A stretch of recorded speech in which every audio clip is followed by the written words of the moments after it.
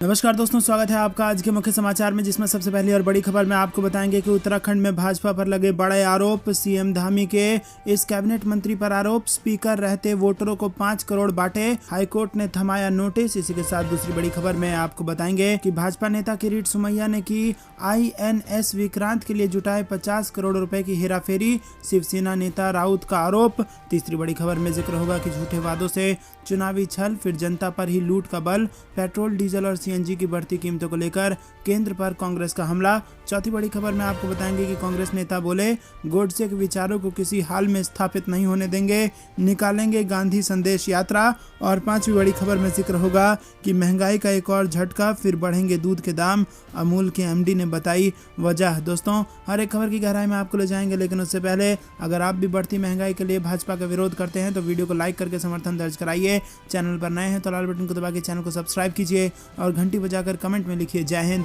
दोस्तों, रुक करते हैं सबसे पहली और बड़ी खबर की तरफ। सीएम धामी के इस कैबिनेट मंत्री पर आरोप, स्पीकर रहते वोटरों को 5 करोड़ रुपए बांटे, अब हाईकोर्ट ने थमा दिया है नोटिस। जी हां दोस्तों, पूर्व विधानसभा अध्यक्ष और वर्तमान कैबिनेट मंत्री प्रेमचंद्र अग्रवाल के लिए मुश्किलें खड़ी हो सकती हैं, क्योंकि उत्तराखंड हाईकोर्ट ने उन्हें करोड़ों की रकम बांटने के मामले में नोटिस जारी कर दिया है। हाईकोर्ट ने आचार संहिता के दौरान विवेकाधीन कोष से 5 करोड़ रुपए बांटे जाने के मामले में ये नोटिस दिया है और इसके साथ कोर्ट ने उत्तराखंड सरकार, चुनाव आयोग, सचिव विधानसभा, DM, SDM सहित कोषाधिकारी को भी नोटिस थमाकर 6 हफ्तों के भीतर जवाब दाखिल करने का आदेश दिया है। कोर्ट में अब इस मामले की सुनवाई 25 मई को होगी। दोस्तों, रुक करते हैं अगली बड़ी खबर की तरफ। भाजपा नेता किरीट सोमैया ने की INS विक्रांत के लिए जुटाए 50 करोड़ रुपए की हेराफेरी, शिवसेना नेता राउत का बड़ा आरोप। जी हां दोस्तों, आपको बता दें कि मुंबई में 1034 करोड़ के चौल घोटाले में ED द्वारा संपत्ति जब्त किए जाने के दूसरे दिन बाद शिवसेना नेता संजय राउत ने भाजपा के पूर्व सांसद किरीट सोमैया पर पलटवार किया। उन्होंने आरोप लगाया कि सोमैया ने नौसेना के युद्धपोत INS विक्रांत के संरक्षण के लिए 50 करोड़ रुपए जुटाकर उसकी हेराफेरी की है और ये पैसा सरकारी खजाने में जमा नहीं कराया गया।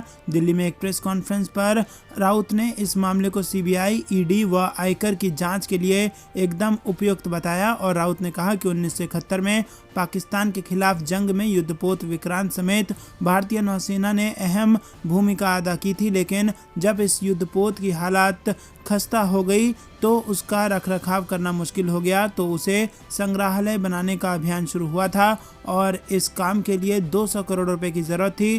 केंद्र व राज्य सरकारों ने कोई वित्तीय मदद नहीं दी थी। तब देश भर में विक्रांत के संरक्षण के अभियान चले थे। महाराष्ट्र के सभी दल के नेता दिल्ली आकर तत्कालीन रक्षा मंत्री AK एंटनी व प्रधानमंत्री से मिला करते थे। किरीट सोमैया भी उस अभियान का हिस्सा थे। दोस्तों, रुक करते हैं अगली बड़ी खबर की तरफ, जिसमें आपको बता दें कि झूठे वादों से चुनावी छल, फिर जनता पर ही लूट का बल, पेट्रोल डीजल और CNG की बढ़ती कीमतों को लेकर केंद्र सरकार पर कांग्रेस का हमला। जी हां दोस्तों, देश में बढ़ रही महंगाई पर एक तरफ जहां जनता काफ़ी नाखुश है, तो वहीं विपक्ष भी लगातार मोदी सरकार को घेरती नजर आ रही है। हाल ही में पेट्रोल डीजल के बढ़ते दामों पर कांग्रेस ने BJP पर जमकर निशाना साधा। कांग्रेस ने BJP पर आरोप लगाया है कि पार्टी ने चुनावी जीत को लूट का लाइसेंस बना लिया है। कांग्रेस महासचिव रणदीप सुरजेवाला ने अपने एक ट्वीट में BJP पर निशाना साधते हुए कहा कि इवेंट वाली सुबह भी महंगाई का डेंट, आज फिर से पेट्रोल और डीजल की कीमत 80 पैसे प्रति लीटर बढ़ा दी गई है। उन्होंने कहा कि पिछले 16 दिनों में पेट्रोल डीजल 10 रुपए महंगा हो गया है। दोस्तों, रुक करते हैं अगली बड़ी खबर की तरफ। कांग्रेस नेता बोले, गोडसे के विचारों को किसी हाल में स्थापित नहीं होने देंगे, निकालेंगे गांधी संदेश यात्रा। जी हां दोस्तों, स्वाधीनता के अमृत महोत्सव के अवसर पर कांग्रेस महात्मा गांधी के विचारों को युवाओं आमजन तक पहुंचाने के लिए देश भर में गांधी संदेश यात्रा का आयोजन करेगी और इस आयोजन से जुड़ी तैयारियों को लेकर कांग्रेस नेता ने मंगलवार को सदाकत आश्रम में एक महत्वपूर्ण बैठक की। बैठक में कार्यक्रम के संयोजक व पूर्व महासचिव BK हरिप्रसाद, प्रभारी भक्त चरण दास और मदन मोहन झा समेत सभी नेता मौजूद रहे। दोस्तों, बैठक के बाद प्रेस से बीके हरिप्रसाद ने कहा कि देश की सत्तारूढ़ पार्टी गांधी के विचारों को मिटाने का काम कर रही है, जिसके विरोध में कांग्रेस देश भर में युवाओं आमजनों को गांधी के विचारों से अवगत कराने को गांधी संदेश पदयात्रा आयोजित करेगी। दोस्तों रुक करते हैं अगली बड़ी खबर की तरफ। महंगाई का एक और झटका, फिर बढ़ेंगे दूध के दाम, अमूल के एमडी ने बताई इसकी वजह। जी हां दोस्तों, आम जनता को एक बार फिर तगड़ा झटका लग सकता है। दरअसल अमूल दूध के दाम फिर से बढ़ने के आसार हैं। अमूल कंपनी के अधिकारियों ने मंगलवार को बताया कि एनर्जी, रसद और पैकेजिंग लागत बढ़ने की वजह से अमूल दूध की कीमतें एक बार फिर बढ़ सकती हैं। हालांकि उन्होंने ये साफ नहीं किया है कि इस बार कितना रेट बढ़ेगा। आपको बता दें कि इससे पहले 1 मार्च 2022 को भी अमूल ने दूध की कीमतों में 2 रुपये प्रति लीटर की बढ़ोतरी की थी। अमूल के एमडी आर.एस. सोढी ने मीडिया से बातचीत के दौरान कहा कि यहां से कीमतें कम नहीं हो सकती बल्कि ऊपर ही जाएंगी। सोढी ने कहा कि सहकारी संघ ने पिछले 2 वर्षों में अमूल मिल्क की कीमतों में 8% की बढ़ोतरी की है। इसमें पिछले महीने दूध की कीमतों में प्रति लीटर 2 रुपये की बढ़ोतरी भी शामिल है। सोढी की बात से ये साफ है कि आने वाले समय में अमूल दूध की कीमत बढ़ सकती है। दोस्तों रुक करते हैं अगली बड़ी खबर की तरफ, जिसमें आपको बता दें कि बिहार के सहयोगी जेडीयू ने लोकसभा में विपक्ष के साथ मिलाया सुर और बताया खतरनाक मोड़। जी हां दोस्तों, देश में लगातार पेट्रोल, डीजल और रसोई गैस की कीमतों में बढ़ोतरी हो रही है और इस बढ़ोतरी को वापस लेने के विपक्ष के हंगामे में बीजेपी का सहयोगी दल जेडीयू भी शामिल हो गया है। भाजपा के सहयोगी जेडीयू ने मंगलवार को सुझाव दिया कि मुद्रास्फीति दर एक गंभीर मोड़ ले रहा है और इस पर सरकार को तेजी से काम करना चाहिए। जेडीयू की ओर से यह कहा गया कि ये गरीब सहित समाज के सभी वर्गों को प्रभावित कर रहा है। दोस्तों रुक करते हैं अगली बड़ी खबर की तरफ, जिसमें आपको बता दें कि पेट्रोल, डीजल और रसोई गैस के बाद अब रुला रही है सब्जियों की कीमत। 100 रुपए में बिक रही है ये सब्जियां। जी हां दोस्तों, देश इन दिनों महंगाई की मार से जूझ रहा है। पेट्रोल, डीजल और रसोई गैस के बाद अब सब्जियों की कीमतों में भी आग लग गई है। संगम नगरी प्रयागराज में तो सब्जियों की कीमत आसमान छू रही हैं। दोस्तों आपको बता दें कि पिछले 1 महीने में यहाँ सब्जी के दाम 2.5 से 3 गुना तक बढ़ गए हैं। इससे लोगों को खासी दिक्कतों का सामना करना पड़ रहा है। प्रयागराज में ज़्यादातर हरी सब्जियां 100 रुपये किलो बिक रही हैं और आपको बता दें कि जानकारों का कहना है कि पेट्रोल, डीजल की बढ़ती कीमतों का असर अब हर आम चीज़ पर दिखाई देने लगा है। प्रयागराज में बढ़ती गर्मी के साथ सब्जियों के दाम भी आग उगलने लगे हैं। यहाँ पर भिंडी, मूली, परवल, चौरा, करेला और कंदूरी जैसी सब्जियों के दाम 100 रुपये प्रति किलो पहुंच गए हैं, जबकि आलू 25 रुपये, टमाटर और प्याज 40 रुपये, अदरक 70 रुपये और हरी मिर्च 150 रुपये किलो बिक रहा है। इस तरह बैंगन और गाजर 40 रुपये, कटहल 60 रुपये, लहसुन 120 रुपये और इसी प्रकार दोस्तों कई सारी ऐसी सब्जियां हैं जो 100 रुपये से ऊपर बिक रही हैं। दोस्तों आपको बता दें कि सब्जियों की बढ़ी हुई कीमतों ने लोगों के खाने की थाली का स्वाद बिगाड़ दिया है। लोगों के घर का बजट इससे बुरी तरह से प्रभावित हो रहा है। लोगों का कहना है कि महीने भर पहले एक दिन की सब्जी 100 रुपये में आ जाती थी, लेकिन अब वही सब्जी 200 से 250 रुपये में मिलती है। दोस्तों रुक करते हैं अगली बड़ी खबर की तरफ। हिजाब हलाल, अजान और अब दुकान। कर्नाटक से दिल्ली, महाराष्ट्र तक मचा घमासान। जी हाँ दोस्तों, आपको बता दें ये बेहद बड़ी खबर निकल के आ रही है। पहले हिजाब आया, फिर हलाल आया, उसके बाद अजान आया और अब दुकान आया। देश में एक बार फिर से हिंदू बनाम मुस्लिम की राजनीति तेज हो गई है। कर्नाटक में हिजाब से शुरू हुई सियासत दिल्ली में दुकान बंद कराने के मसले तक आ पहुंची है। कर्नाटक में हिंदू संगठनों ने हलाल मीट ना खरीदने की अपील की थी। वहीं दिल्ली में नवरात्रि के दौरान मीट शॉप बंद करने को कह दिया गया है। दोस्तों आपको बता दें कि दिल्ली में बीजेपी नवरात्रि के दौरान मीट शॉप बंद कराने की बात कर रही है। दक्षिण दिल्ली और पूर्वी दिल्ली के मेयर ने नवरात्रि के समय मीट शॉप बंद रखने को कहा है। दक्षिण दिल्ली नगर निगम के मेयर मुकेश सूर्यन ने कमिश्नर ज्ञानेश भारती को एक पत्र लिखकर कहा कि नवरात्रि के समय मीट की दुकानें खोलने की जरूरत नहीं है। मुकेश सूर्यन ने अपनी चिट्ठी में ये भी लिखा कि नवरात्रि के दौरान दुर्गा पूजा के लिए जा रहे भक्त मीट शॉप से आ रही बदबू से प्रभावित होते हैं, जिससे उनकी धार्मिक भावनाओं को ठेस पहुंचती है। उन्होंने 11 अप्रैल तक मीट शॉप को बंद रखने की अपील की है। उनके अलावा ईस्ट दिल्ली के मेयर श्याम सुंदर अग्रवाल ने भी मीट शॉप बंद रखने की अपील की है। उन्होंने अपील करते हुए कहा कि नवरात्रि के समय मीट शॉप बंद रखनी चाहिए, इससे हमें खुशी मिलेगी। हालांकि जब विवाद बढ़ा तो बाद में सफाई देते हुए अग्रवाल ने कहा कि उन्होंने सिर्फ अपील की थी। दोस्तों, रुक करते हैं अगली बड़ी खबर की तरफ। बढ़ती महंगाई की गूंज राज्यसभा में, विपक्ष ने सरकार से कहा चर्चा करवाएं। जी हाँ दोस्तों, राज्यसभा में विपक्षी दलों के सदस्यों ने पेट्रोलियम उत्पादों के दामों में हो रही वृद्धि और इसके चलते बढ़ती महंगाई को लेकर चिंता जताई तथा सरकार से इस पर तत्काल चर्चा किए जाने की मांग की। सदस्यों ने दवाओं की कीमतों में वृद्धि को लेकर भी चिंता जाहिर की है। उच्च सदन की बैठक शुरू होने पर सभापति एम वेंकैया नायडू ने आवश्यक दस्तावेज सदन के पटल पर रखवाए और उसके बाद उन्होंने कहा कि कई सदस्यों ने नियम 267 के तहत नियत कामकाज स्थगित करने और पेट्रोलियम उत्पादों के दाम में हो रही वृद्धि तथा इसके चलते बढ़ती महंगाई पर चर्चा करने के लिए नोटिस दिए हैं। सभापति ने कहा कि उन्होंने इन नोटिस को स्वीकार नहीं किया है क्योंकि सदस्यों ने विनियोग विधेयक और वित्त विधेयक पर चर्चा के दौरान पेट्रोलियम उत्पादों के दाम में हो रही वृद्धि तथा महंगाई के मुद्दे पर अपनी बात रखी है। दोस्तों, रुक करते हैं अगली बड़ी खबर की तरफ। पेट्रोल डीजल 15 दिन में 9 रुपए से ज़्यादा महंगा हुआ, माल भाड़ा 16% बढ़ने की आशंका, बिगड़ेगा बजट। जी हाँ दोस्तों, पेट्रोल और डीजल के दाम में लगातार हो रही बढ़ोतरी से ट्रांसपोर्टर्स और व्यापारी से लेकर आम लोग तक सभी प्रभावित हुए हैं। जिस रफ्तार से ईंधन के दाम बढ़ रहे हैं उसका सीधा असर बाजार पर हो रहा है। पिछले 15 दिन में ही पेट्रोल और डीजल 9 रुपये 16 पैसे महंगा हो गया है। बाजार मामलों से जुड़े जानकार और व्यापारी कहते हैं कि इसका सीधा असर माल भाड़े पर पड़ेगा और इसमें 16% तक की बढ़ोतरी हो सकती है। Madhya Pradesh truck transport association Bhopal के अध्यक्ष जसवीर सिंह कहते हैं कि पेट्रोल डीजल के दाम बढ़ने से माल भाड़ा 16% तक बढ़ जाएगा। अगर ऐसा होता है तो इससे आम आदमी पर भी महंगाई का बोझ पड़ेगा। वहीं आपको बता दें कि भारत में डीजल की सबसे ज़्यादा खपत ट्रांसपोर्ट और एग्रीकल्चर सेक्टर में होती है। दाम बढ़ने पर यही दोनों सेक्टर सबसे ज़्यादा प्रभावित होते हैं। डीजल के दाम बढ़ने से खेती से लेकर उसे मंडी तक लाना महंगा हो गया है और इससे आम आदमी और किसान दोनों का बजट बिगड़ सकता है। दोस्तों, रुक करते हैं अगली बड़ी खबर की तरफ। हिजाब हलाल और लाउड स्पीकर के बाद कर्नाटक में फल दुकानों को लेकर विवाद। जी हाँ दोस्तों, हिजाब हलाल और लाउड स्पीकर के बाद कर्नाटक में एक और विवाद ने जन्म ले लिया है।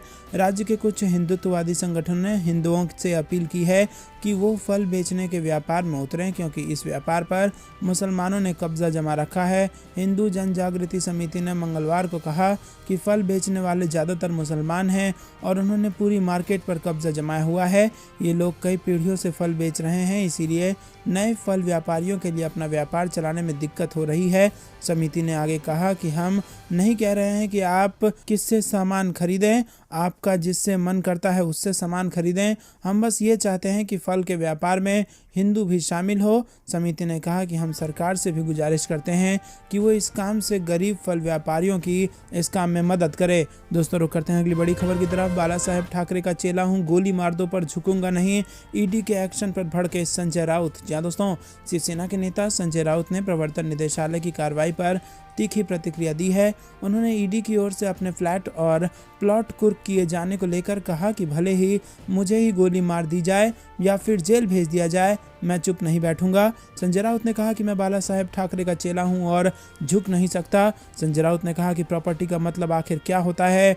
क्या मैं मेहुल चौकसी हूं, नीरव मोदी हूं या फिर विजय माल्या हूं? मैं अंबानी या अडानी भी नहीं हूं। मैं जिस घर में रहता हूं वो छोटा सा है। मेरा जो पैतृक स्थान अलीबाग है वहाँ 1 एकड़ जमीन भी नहीं है। जो भी हमने लिया है वो मेहनत की कमाई से खरीदा है जो 2019 में ली गई थी। संजय राउत ने ईडी की कार्रवाई को बदले का एक्शन बताया और उन्होंने कहा कि ये जो कुछ भी हो रहा है वो बदले की कार्रवाई से हो रहा है।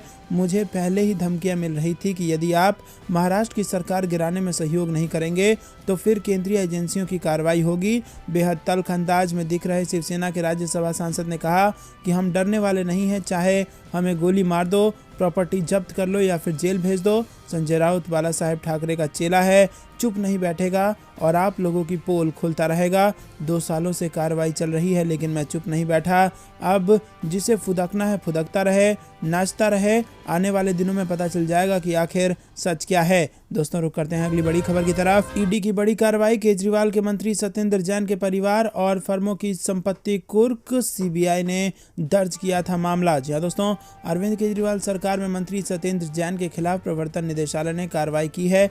मनी लॉन्ड्रिंग मामले में यह कार्रवाई सीबीआई द्वारा दर्ज प्राथमिकी के आधार पर हुई है, जिसमें उसके परिवार और फर्मों से संबंधित 4.81 करोड़ रुपए की अचल संपत्तियों को अस्थायी रूप से कुर्क किया गया है। सत्येंद्र जैन के परिवार और फर्मों से संबंधित संपत्ति की कुर्की के लिए धन शोधन निवारण अधिनियम के तहत एक अस्थायी आदेश जारी किया गया है। दोस्तों रुक करते हैं अगली बड़ी खबर की तरफ। 7 राज्यों को मौसम विभाग ने दी चेतावनी, 5 दिनों तक चलेगी हीट वेव। जी हाँ दोस्तों, आपको बता दें कि मौसम विभाग ने चेतावनी देते हुए बताया कि आगामी 5 दिनों तक देश में कम से कम 7 राज्यों में हीट वेव का खतरा रहेगा। जम्मू, हिमाचल प्रदेश, हरियाणा, उत्तर प्रदेश, राजस्थान, दिल्ली और मध्य प्रदेश में लोगों को सावधानी बरतने को कहा गया है। उत्तर भारत के कई इलाकों में लगातार तापमान बढ़ने की जानकारी दी है। मौसम विभाग के ट्वीट में कहा गया है कि तेज तापमान के कारण लू लपट चलेगी, ऐसे में लोग दोपहर की तेज धूप में जाने से बचें। मौसम विभाग ने बताया कि मेघालय में मंगलवार को तेज बारिश होने या कई स्थानों पर गरज चमक के साथ बौछारें गिर सकती हैं। मौसम विभाग ने बताया कि उत्तर पूर्व भारत के मेघालय और उसके आसपास के इलाकों में मौसम खुशगवार बना रहेगा। यहाँ अरुणाचल प्रदेश में भी बारिश होगी और इसके अलावा 5 से 8 अप्रैल के बीच पश्चिम बंगाल, सिक्किम में तेज बारिश होने की आशंका है।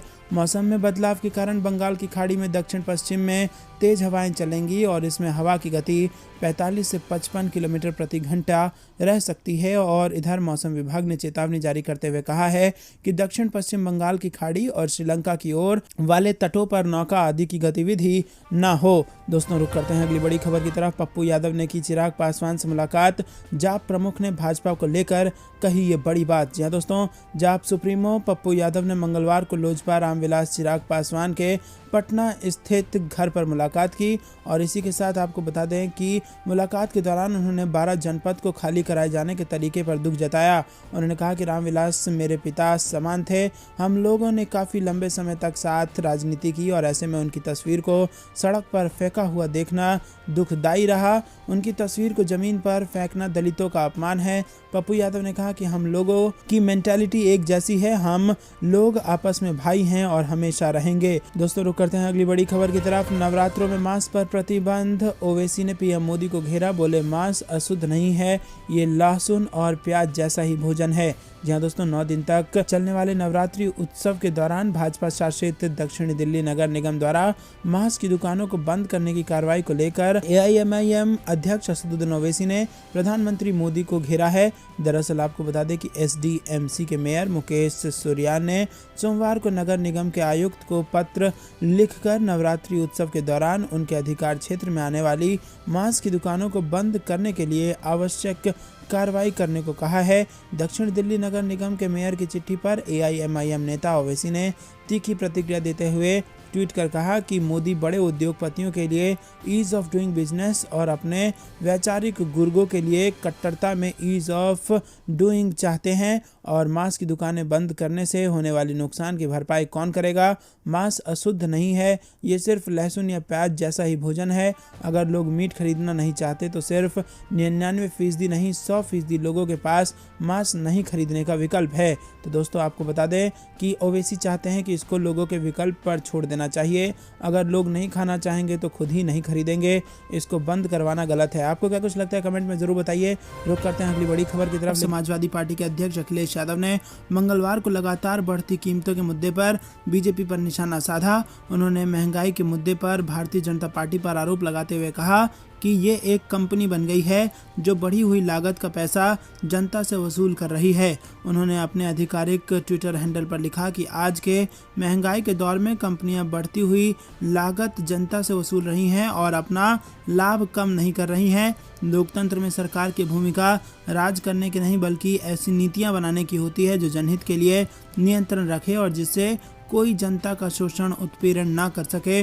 भाजपा एक कंपनी बन गई है। तो दोस्तों, क्या आपको भी ऐसा लगता है कि भाजपा एक कंपनी बन गई है? कमेंट करके जरूर बताइए। उन्होंने अपने ट्वीट के साथ एक समाचार report cost of living rise in India as companies pass on higher prices को भी टैग किया है। बता दें कि पेट्रोल और डीजल की कीमतों में मंगलवार को एक बार फिर 80 पैसे प्रति लीटर की बढ़ोतरी की गई है। दोस्तों, रुक करते हैं अगली बड़ी खबर की तरफ। सोनिया गांधी का बड़ा हमला, बोली कई राज्यों में चल रहा है भाजपा का विभाजनकारी एजेंडा, हम डरेंगे नहीं। जहां दोस्तों, आपको बता दें कि कांग्रेस अध्यक्ष सोनिया गांधी ने मंगलवार सुबह कांग्रेस संसदीय दल की बैठक की अध्यक्षता की और संसद में हुई इस बैठक में कई अहम मुद्दों पर बात हुई। सोनिया गांधी ने पार्टी नेताओं को एकजुट रहने को कहा। उन्होंने कहा कि कांग्रेस के लिए आगे की राह पहले से कहीं अधिक चुनौतीपूर्ण है। सोनिया गांधी ने कहा कि पार्टी कार्यकर्ताओं के लचीलेपन की भावना की कड़ी परीक्षा हो रही है। वहीं आपको बता दें कि कांग्रेस नेताओं को संबोधित करते हुए सोनिया गांधी ने भाजपा पर भी निशाना साधा। उन्होंने कहा कि सत्ताधारी पार्टी देश में विभाजनकारी एजेंडा चला रही है। सभी राज्यों में इतिहास के साथ छेड़छाड़ किया जा रहा है। एजेंडे को पूरा करने के लिए भाजपा जबरन इतिहास के साथ छेड़खानी कर रही है। सोनिया गांधी ने कहा कि भाजपा और उसके नेताओं का विभाजनकारी और ध्रुवीकरण का एजेंडा कई राज्यों में चल रहा है और हम सभी को एक साथ खड़े होकर नफरत वाली ताकतों का सामना करना होगा।